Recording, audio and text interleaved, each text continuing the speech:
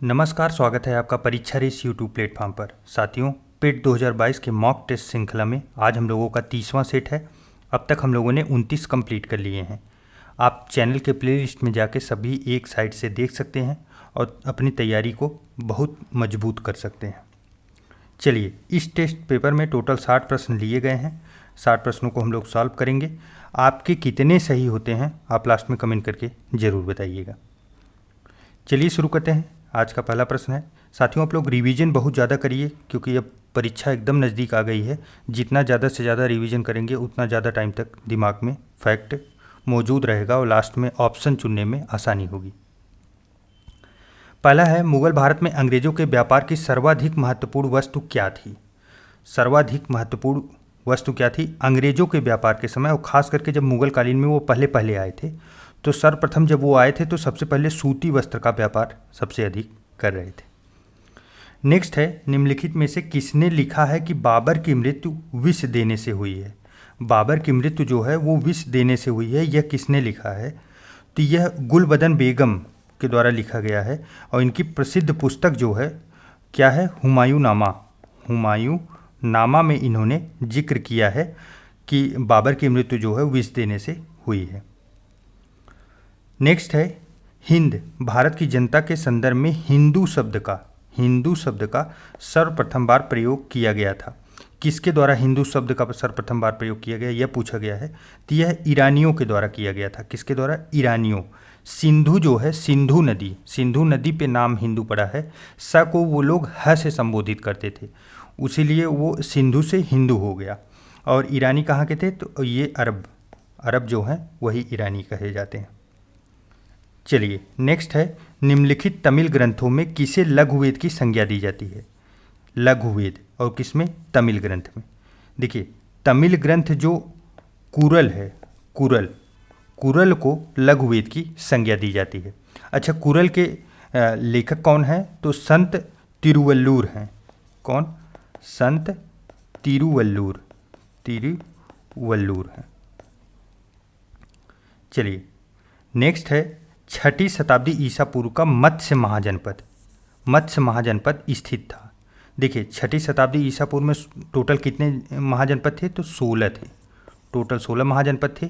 और इसमें से एक और आप फैक्ट याद रखिए, यूपी में कितने थे? तो यूपी में 8 थे। और उसमें से जो है मत्स्य महाजनपद जो है ये कहाँ अवस्थित था? तो ये राजस्थान में। कहाँ पे? राजस्थान में अवस्थित था। नेक्स्ट है, भारत में ब्रिटेन के सभी संवैधानिक प्रयोगों में से सबसे कम समय तक कौन सा चला? अर्थात ये ब्रिटेन द्वारा जो कानून दिए गए थे या प्रयोग किए गए थे वो सबसे कम दिन तक कौन सा चला था? तो इसमें देखिए, सबसे कम दिन तक जो चला था वो था 1919 का इंडियन काउंसिल एक्ट, जिसे मार्ले मिंटो सुधार के नाम से जाना जाता था।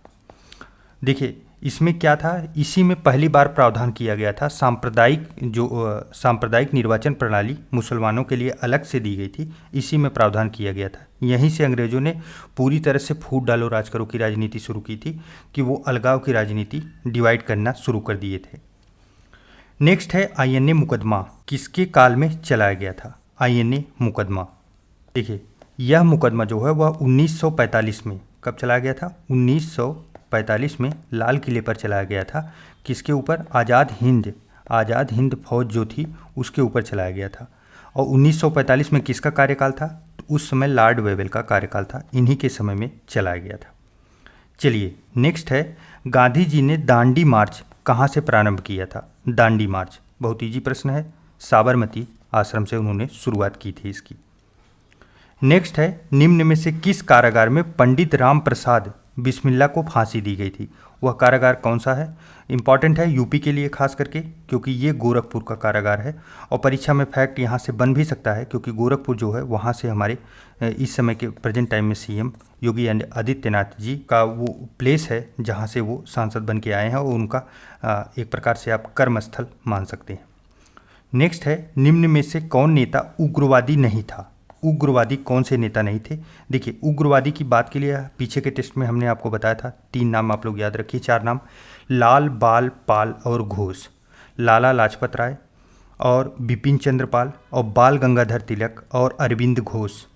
और जबकि इसमें शामिल नहीं थे तो वो WC बनर्जी इसमें शामिल नहीं थे। बनर्जी जो थे ये उग्रवादी न होकर उदारवादी नेता थे। चलिए नेक्स्ट है 2000 से 2005 की अवधि में वन क्षेत्र का सर्वाधिक ह्रास जहां देखा गया वह कहाँ है?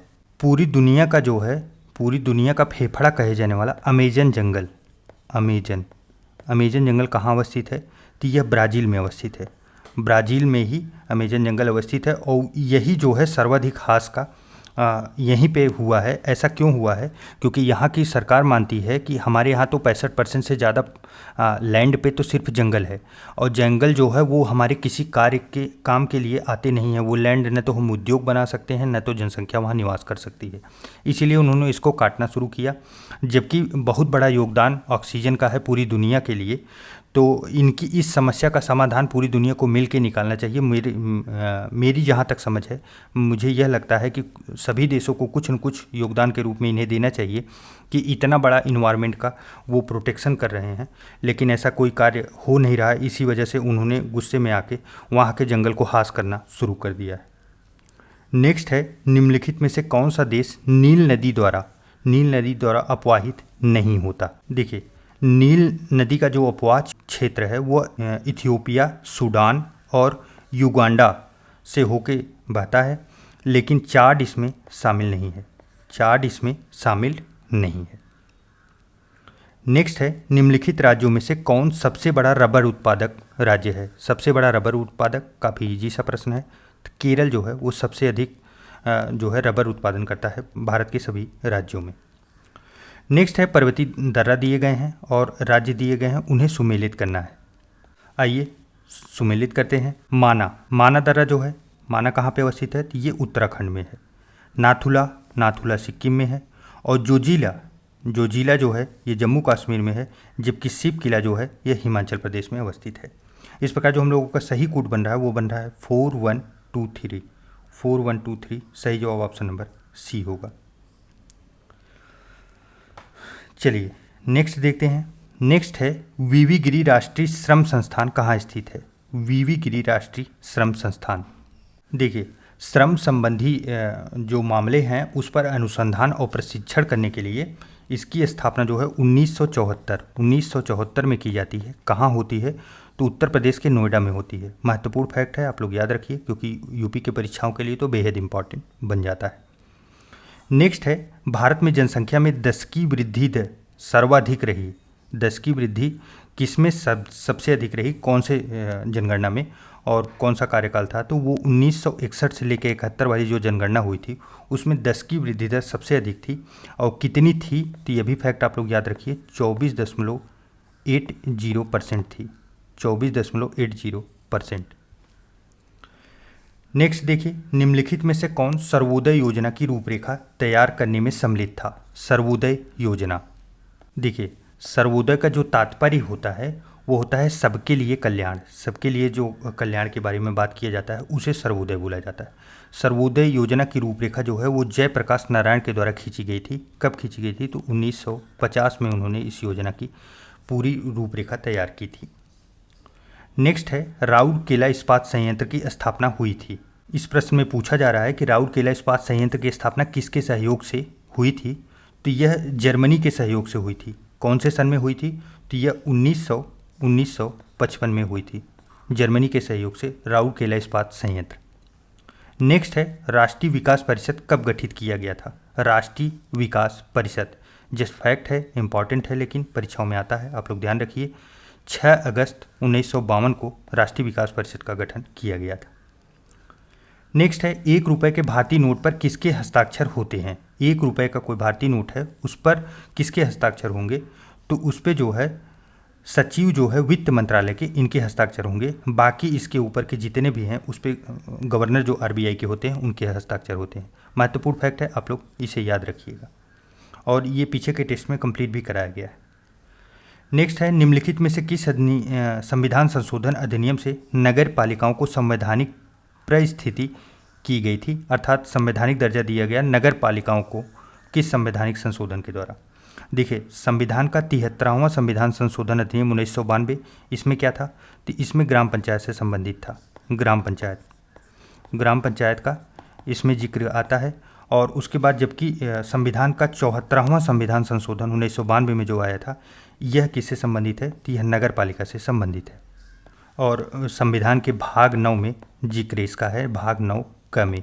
और भाग 9 में जिक्र जो है वो पंचायत का है, ग्राम पंचायत का। नेक्स्ट है, राज्य में जिला न्यायाधीश को निम्न में से कौन नियुक्त करता है? जिला न्यायाधीश अर्थात कहाँ पे बात की जा रही है? डिस्ट्रिक्ट लेवल पे।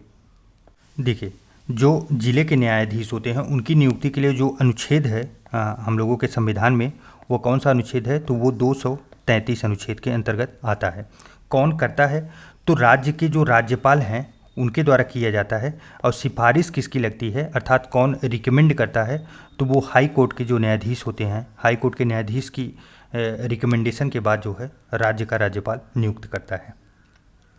नेक्स्ट है, भारत के किसी राज्य में विधान परिषद का सृजन अथवा उसकी समाप्ति की जा सकती है। विधान परिषद जो है उसका सृजन और उसकी समाप्ति की जा सकती है। कैसे? उसका प्रावधान दिया गया है। इसमें से कौन सा सही है?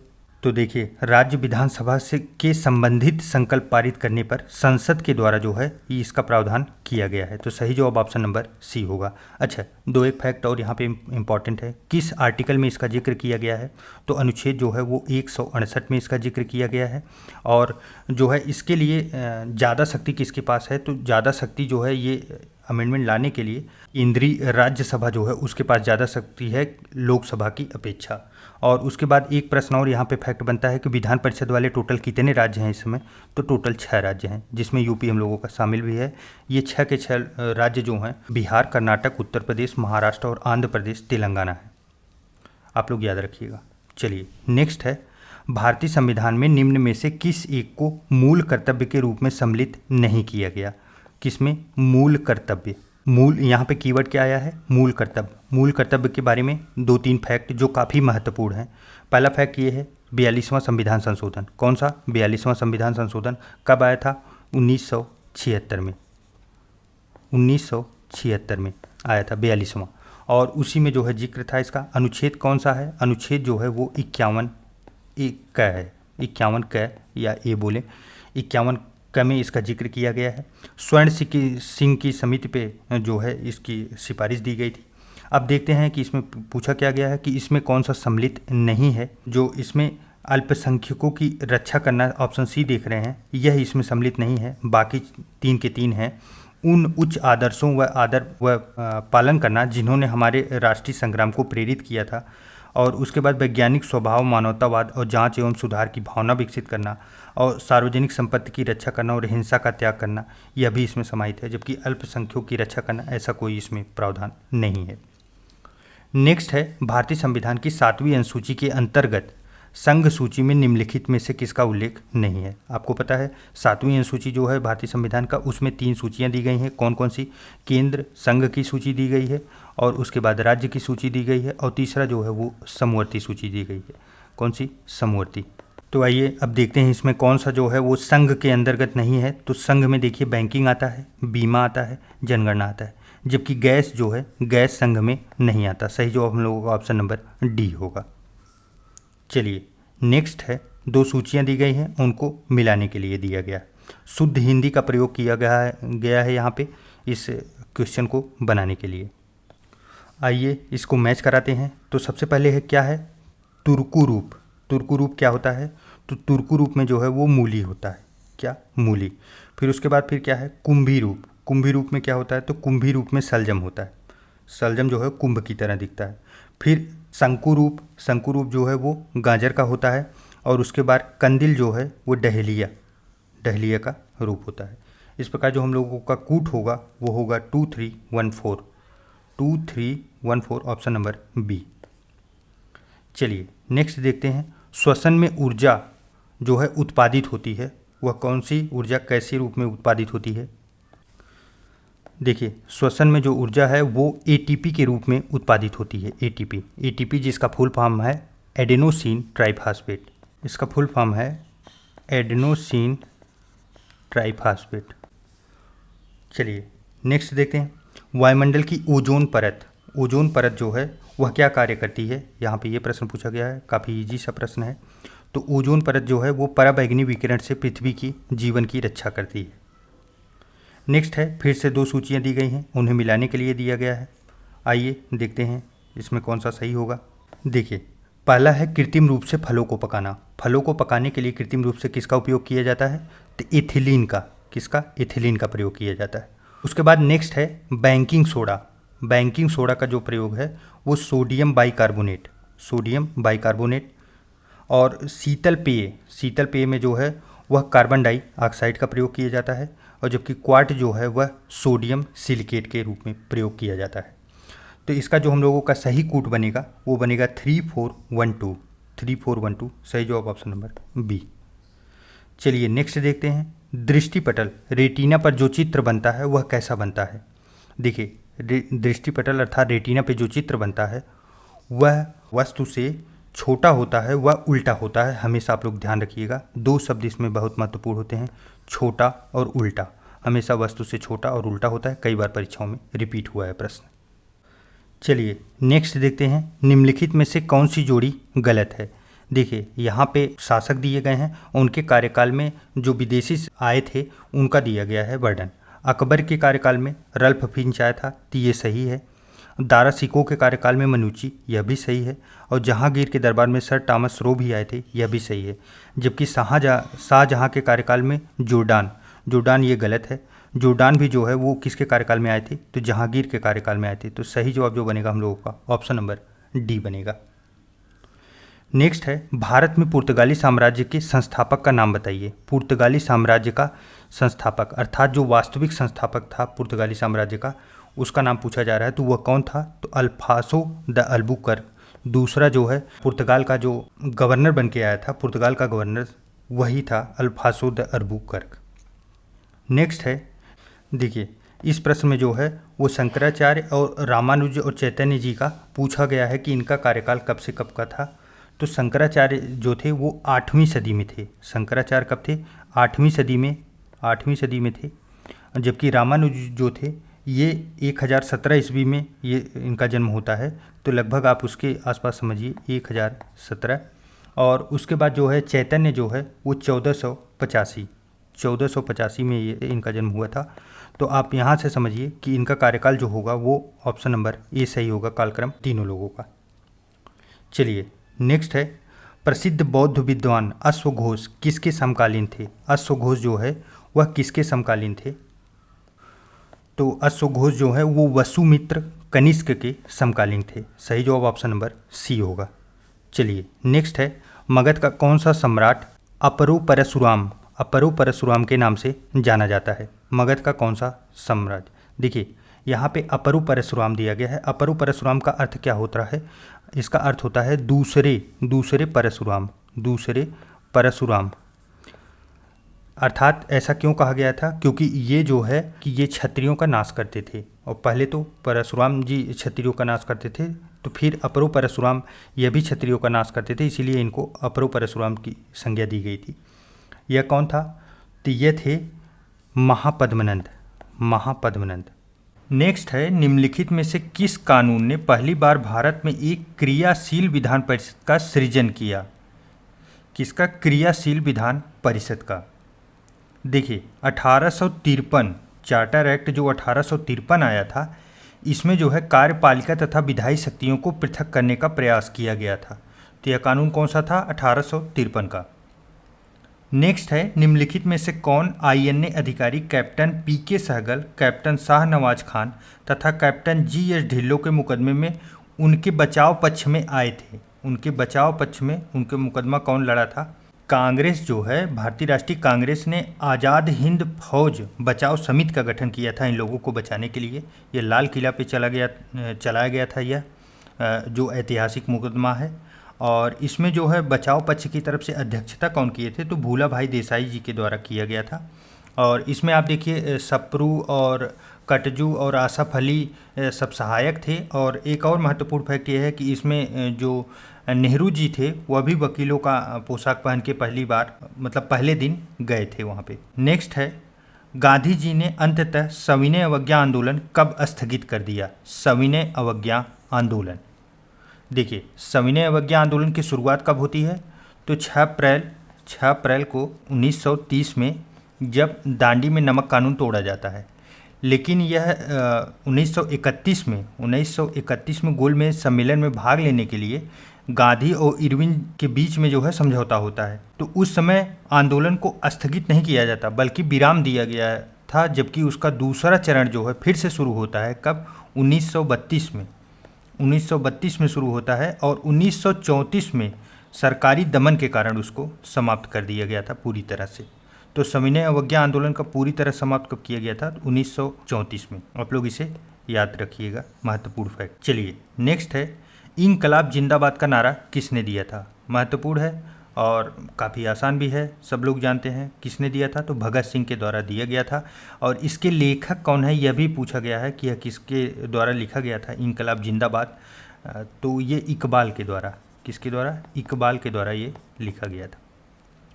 चलिए नेक्स्ट है, प्रारंभिक राष्ट्रीय आंदोलन की आधारभूत कमजोरी उसका संकीर्ण सामाजिक आधार था। तो यह कथन देखिए पूरी तरह से सही है। प्रारंभिक राष्ट्रीय आंदोलन की जो आधारभूत कमजोरी थी उसका संकीर्ण समाज था। ऐसा क्यों कहा जाता है?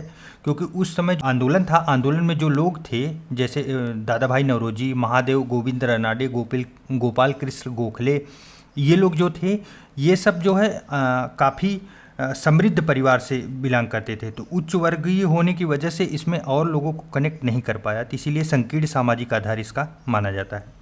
जबकि अगर कारण की बात की जाए तो यह इसमें सम्मिलित होने वाले सामाजिक समूहों के संकीर्ण हितों के लिए लड़ता था। तो ये गलत है, ये संकीर्ण हितों के लिए नहीं लड़ते थे। ये जो लड़ते थे वो बल्कि अशिक्षित जनता में चेतना जागृत करने के लिए लड़ते थे। तो आर पूरी तरह से गलत है और ए सही है। तो सही कूट जो बनेगा हम लोगों का ऑप्शन नंबर सी बनेगा। नेक्स्ट देखते हैं, पार्कलैंड। पार्कलैंड वनस्पति विशेषता है, यह कहाँ की है? तो देखिए पार्कलैंड वनस्पति जो है वो सवाना अफ्रीका की वनस्पति की एक विशेषता है। और यह कौन से क्षेत्र में पड़ता है? तो यह उष्णकटिबंधीय घास के मैदान में पड़ता है। चलिए नेक्स्ट है, भूकंप की तीव्रता मापी जाती है। काफ़ी आसान सा प्रश्न है। भूकंप की तीव्रता रिएक्टर पैमाने पे। अब नेक्स्ट चलते हैं। नेक्स्ट है, एल्युमिनियम कंपनी दी गई है और उसकी अवस्थिति दी गई है कि कहाँ पे ये अवस्थित है। देखिए मैच कराइए। पहला बाल्को कहाँ पे है? तो बाल्को जो है ये कोरबा में अवस्थित है। कहाँ? कोरबा में। उसके बाद फिर हिंडाल्को कहाँ पे अवस्थित है? तो हिंडाल्को जो है वो रेणुकूट में अवस्थित है। उसके बाद इंडियन एल्युमिनियम कंपनी, तो इंडियन एल्युमिनियम कंपनी जो है यह हीराकुंड में, जबकि नाल्को जो है यह कहाँ पे? तो कोरापुट में अवस्थित है। तो इस प्रकार जो हम लोगों का सही कूट बनेगा वो बनेगा 2413। सही जवाब ऑप्शन नंबर बी। चलिए नेक्स्ट, निम्न में से कौन सा सही सुमेलित नहीं है? गर्म जल का स्रोत दिया गया है और उसकी अवस्थिति। मैच कराते हैं। मणिकरण हिमाचल प्रदेश में अवस्थित है। हाँ ये सही है, हिमाचल प्रदेश में अवस्थित है मणिकरण। ज्वालामुखी जम्मू कश्मीर, ये गलत है। ज्वालामुखी जो है जम्मू कश्मीर में ना होकर कहाँ पे अवस्थित है? यह भी हिमाचल प्रदेश में ही है, हिमाचल प्रदेश में। अनहोनी मध्य प्रदेश में और तप्ता पानी यह उड़ीसा में अवस्थित है। तो हम लोगों का जो सही जवाब बनेगा वो बनेगा ऑप्शन नंबर बी। चलिए नेक्स्ट, निम्नलिखित में से कौन सा एक देश G8 का सदस्य नहीं है? G8 देखिए G7 टोटल सदस्य हैं और यह G8 पहले का प्रश्न है, शायद प्रिंट हो गया है। हुआ क्या था कि पहले G7 था। G7 पहले 7 देशों के द्वारा बनाया गया था जिसमें America, Canada, Germany, Britain, France, Italy और जापान सम्मिलित थे। उसके बाद फिर इसमें जो है रूस को भी सम्मिलित किया गया। जब रूस सम्मिलित हुआ तब ये G8 हो गया था, रूस सम्मिलित हुआ। लेकिन जो है कि 2014 में फिर से रूस को इससे बाहर कर दिया गया। तो इस समय प्रेजेंट टाइम में ये G7 ही है। तो इसमें पूछा जा रहा है कि इसमें कौन सम्मिलित नहीं है। इस समय तो रूस भी नहीं है और स्पेन भी नहीं है। नेक्स्ट देखते हैं, बौद्धों की अधिकतम संख्या पाई जाती है। बौद्धों की अधिकतम संख्या कौन से राज्य में पाई जाती है? तो देखिए जनगणना का काफ़ी डीप प्रश्न पूछा गया है ये। बौद्ध सबसे ज़्यादा किस राज्य में निवास करते हैं? देखिए अगर पूरे भारत में देखा जाए तो बौद्धों की सबसे अधिक जनसंख्या जो है वो कहाँ पे अवस्थित है? तो सिक्किम में। कहाँ पे? सिक्किम में। और उसके बाद फिर दिए गए ऑप्शन में अगर ध्यान दिया जाए तो इसमें महाराष्ट्र में बौद्धों की जनसंख्या सर्वाधिक पाई जाती है। यहाँ लगभग 5.81% के आसपास, लगभग 6% निवास करते हैं, जबकि सिक्किम में लगभग 27%। चलिए नेक्स्ट है 2005-6 में प्रारंभ की गई भारत निर्माण योजना का अंग निम्नलिखित में से कौन नहीं है। महत्वपूर्ण है योजना है, आप लोग याद रखिए। भारत निर्माण योजना कब शुरू हुई थी? 2005-6 ये कार्यकाल दिया गया है, लेकिन एग्जैक्ट डेट जो है वो 16 दिसंबर 2005 को शुरू हुई थी। इसके जो अंग थे वो क्या क्या थे? तो सड़क, आवास, जलापूर्ति, विद्युतीकरण और ग्रामीण दूरसंचार जैसे मुद्दों पे ये था, लेकिन इसमें स्वच्छता के बारे में कोई जिक्र नहीं किया गया था। तो सही जवाब ऑप्शन नंबर बी बनेगा। चलिए नेक्स्ट, BIFR संबंधित है। देखिए BIFR का फुल फॉर्म जो है वो क्या है? Board of industrial financial reconstruction, यह इसका फुल फॉर्म है। इसका कार्य क्या है? तो बीमार जो औद्योगिक उद्यम है उनकी देखरेख करना इसका कार्य है। तो सही जवाब ऑप्शन नंबर ए होगा। अच्छा, इसकी स्थापना कब हुई थी? तो इसकी स्थापना जो है 1987 में हुई थी। महत्वपूर्ण फैक्ट है, याद रखिएगा। नेक्स्ट है आर्थिक नियोजन विषय कहाँ पे अवस्थित है? संघ सूची, राज्य सूची या समवर्ती सूची में? देखिए आर्थिक नियोजन जो है यह समवर्ती सूची का विषय है, आप लोग याद रखिए, कई बार परीक्षाओं में आ भी चुका है। नेक्स्ट है मुद्रा एवं वित्तीय मामलों में सरकार का वित्तीय अभिकर्ता एवं सलाहकार कौन है? देखिए जहाँ पे मुद्रा और वित्तीय मामलों की बात आ जाए, अगर भारत सरकार की कोई सहायता करता है तो कौन करेगा? RBI के द्वारा किया जाएगा, रिजर्व बैंक ऑफ इंडिया। ये इसीलिए इसकी स्थापना ही की गई है कि देश में वित्तीय जो जोखिम और जो चीज़ें हैं उसके बारे में अवगत कराए और सरकार को एक नया राय मशवरा दी। चलिए नेक्स्ट देखते हैं, नगर पंचायत की वार्ड समिति के विषय में सही क्या है? देखिए नगर पंचायत के कुछ वार्डों को मिलाकर वार्ड समिति बनाया जाता है, तो यह सही है, पूरी तरह सही है। इसमें वार्ड से निर्वाचित पार्षद सदस्य होते हैं, यह भी सही है। वार्ड में रहने वाले 2 व्यक्ति समिति में मनोनीत किए जाते हैं, तो यह भी सही है क्योंकि 2 व्यक्ति जो है इसमें मनोनीत किए जाते हैं। वार्ड समिति का अध्यक्ष नगर पंचायत अध्यक्ष के द्वारा नामित किया जाता है, तो ये गलत है। नगर पंचायत अध्यक्ष के द्वारा नामित नहीं किया जाता बल्कि उसका चुनाव किया जाता है। तो सही जवाब बनेगा हम लोगों का ऑप्शन नंबर सी बनेगा। चलिए नेक्स्ट, एक उच्च न्यायालय का न्यायाधीश अपना त्यागपत्र किसे संबोधित करता है? उच्च न्यायालय अर्थात हाई कोर्ट। आर्टिकल किसमें है? आर्टिकल 217, विशेष ध्यान रखिए। ये अपना त्यागपत्र किसे देंगे? तो अपना त्यागपत्र ये राष्ट्रपति को देते हैं। महत्वपूर्ण फैक्ट है, आप लोग याद रखिए। राज्यपाल या फिर मुख्य न्यायाधीश, इसके बीच में आप कंफ्यूज मत होइएगा, राष्ट्रपति ही सही जवाब है। नेक्स्ट है लोकसभा और राज्यसभा में गणपूर्ति संख्या क्या है? तो दोनों सभाओं में गणपूर्ति संख्या जो है वो 1/10 है, कई बार हम लोग टेस्ट में कर चुके हैं।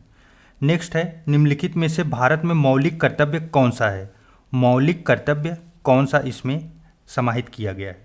देखिए मौलिक कर्तव्य से रिलेटेड जो भी क्वेश्चन बनाए जाते हैं वो कंफ्यूज करने के लिए किसके ऑप्शन दिए जाएंगे? DPSP के। तो इसमें आप देखिए जो हमारी सेकंड वाला ऑप्शन बी, हमारी मिली जुली संस्कृति की समृद्ध विरासत को संरक्षित करना व महत्व प्रदान करना, यह मौलिक कर्तव्य में है। अभी इसका मतलब पहले वाले सेट में हम लोगों ने इसका एक क्वेश्चन देखा भी है, कितना बढ़िया से उसमें दिया गया था, यह ऑप्शन सही है। चलिए नेक्स्ट है भारतीय संविधान की 11वीं अनुसूची संबंधित है। 11वीं अनुसूची किससे संबंधित है? देखिए 11वीं अनुसूची में किसका जिक्र किया गया है? तो पंचायती राज का जिक्र किया गया है। अच्छा है, पंचायती राज 2-3 फैक्ट महत्वपूर्ण है। कौन सा संशोधन? तो ये 73वां संशोधन। 73वां संशोधन जो है पंचायती का था और 74वां जो था वो नगर पालिका से संबंधित है। कौन से सन में हुआ था? 1992 में। कौन सी अनुसूची है? तो 11वीं अनुसूची है। भाग कौन सा है? तो भाग 9, संविधान का जो भाग है भाग 9 में इसका जिक्र है। चलिए नेक्स्ट देखते हैं, निम्नलिखित में से कौन सा वायु प्रदूषण का एक जैव सूचक है? वायु प्रदूषण का सबसे बढ़िया सूचक कौन सा है? तो लाइकेन, कई बार आ चुका है, काफ़ी इजी सा प्रश्न है, आप लोग जरूर उम्मीद है सही करेंगे। चलिए नेक्स्ट है, लार निम्नलिखित में से किसके पाचन में सहयोग करती है? लार जो है किसके पाचन में सहयोग करता है? देखिए लार में जो है 2 चीज़ें पाई जाती है। कौन सी? टाइलिन, एक टाइलिन होती है और एक होता है लाइसोजाइम। ये 2 प्रकार के एंजाइम पाए जाते हैं। तो टाइलिन जो है वो पाचन किसका करता है? स्टार्च का। जबकि लाइसोजाइम जो है यह सूक्ष्म जो बैक्टीरिया वगैरह होते हैं हम लोगों के भोजन के साथ अंदर जाते हैं, उनको ये मारने का कार्य करता है लाइसोजाइम। चलिए नेक्स्ट, पृथ्वी की आयु का मापन निम्न में से किस विधि द्वारा किया जाता है? देखिए, पृथ्वी का जो आयु का मापन है, पृथ्वी के आयु का मापन जो है वो यूरेनियम विधि के द्वारा किया जाता है। किसके द्वारा? यूरेनियम। आप लोग कंफ्यूज मत कीजिएगा कार्बन डेटिंग से, क्योंकि कार्बन डेटिंग से जो है वो पौधों का जो है वो उम्र पता करने के लिए प्रयोग होता है, पौधों की उम्र। नेक्स्ट है, निम्न में से किसके निर्माण में फिनाल का प्रयोग होता है? फिनाल का उपयोग किया जाता है। देखिए, बेकेलाइट के निर्माण में जो है फिनाइल का उपयोग किया जाता है, तो काफ़ी महत्वपूर्ण फैक्ट है, ये भी ध्यान में रखें। नेक्स्ट है, आकाश नीला दिखाई देता है। आकाश किसकी वजह से नीला दिखाई देता है? तो देखिए, आकाश जो है वो प्रकाश के प्रकीर्णन के कारण जो है वह नीला दिखाई देता है। चलिए, इस प्रकार हम लोगों का आज का पूरा टेस्ट कंप्लीट हुआ। 60 प्रश्नों में से आपके कितने सही हुए कमेंट करके ज़रूर बताइएगा। और अब अगर अभी तक आपने टेलीग्राम से PDF नहीं डाउनलोड कर ली है तो कर लीजिए, क्योंकि अब आपके पास समय कम है, जल्दी जल्दी फटाफट रिवीजन कर लीजिएगा। और साथ में अगर करंट अफेयर के कुछ टॉपिक छूटे हैं तो उसको भी आप ज़रूर देख लीजिएगा। चलिए मिलते हैं एक नए वीडियो में, तब तक के लिए ढेर सारा प्यार और नमस्कार।